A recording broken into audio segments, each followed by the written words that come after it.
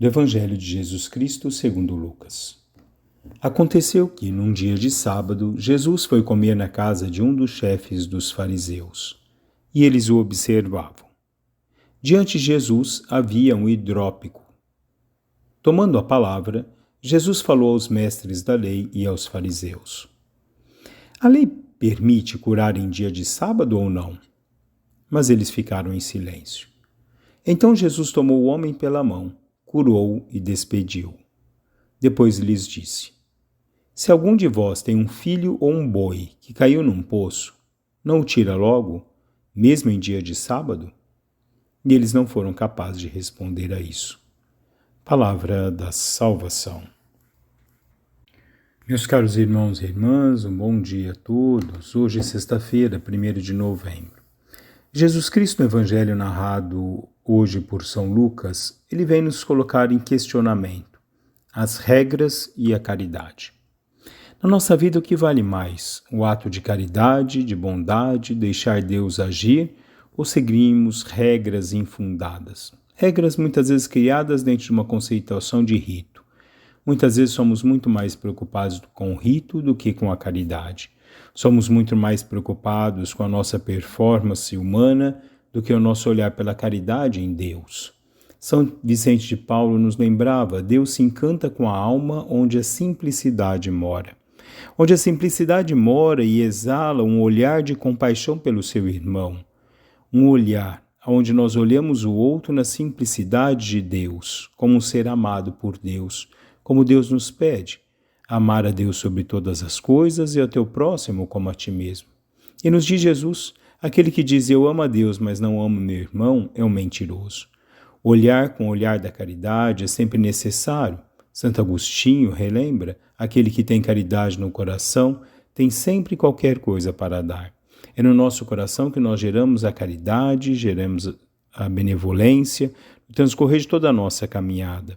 É ali que se faz presente mais forte esse olhar que nós temos de ser amparo uns para os outros, como nos diz São Paulo: suportai-vos na caridade, dai o suporte um ao outro na caridade, agi na bondade. Agir pelo olhar do sofrimento do outro em busca da solução no sofrimento do nosso irmão. Olhar para o outro também com todas as suas deficiências, as suas dificuldades, a sua fragilidade humana, da mesma forma com que Deus olha para cada um de nós. Deus nos olha, nos perdoa, nos acolhe com todas as nossas misérias. Olhar o nosso irmão da mesma forma, olhar o nosso irmão, ajudá-lo na caminhada. Deus é Pai de todas as coisas. Suas criaturas são irmãos e irmãs, recorda Santo Antônio de Pádua. E porque muitas vezes nós nos deixamos dominar por uma conceituação de uma visão humana e deixamos com que a visão espiritual, a visão do amor, possa brotar da profundidade do nosso ser e derramar sobre os nossos irmãos. Por que temos que ter tantas e tantas vezes um coração tão endurecido? Jesus perguntou a eles, é dia de sábado, mas se um boi ou um filho seu cai num poço, qual é a tua reação?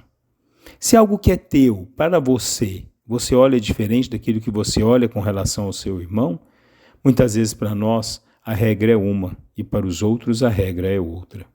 A medida é a mesma.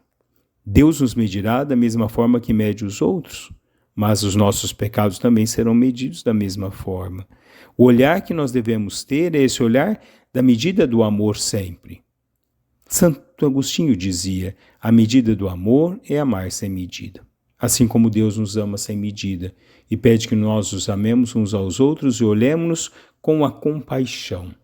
Agemos com a caridade uns pelos outros.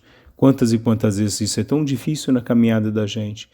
Quantas e quantas vezes nós criamos uma antipatia pelos nossos irmãos e temos a dificuldade de ir ao encontro dele num ato gratuito e achamos que o outro não tem direito à caridade, que o outro não tem direito à compaixão, olhamos com o olhar de um coração endurecido, petrificado.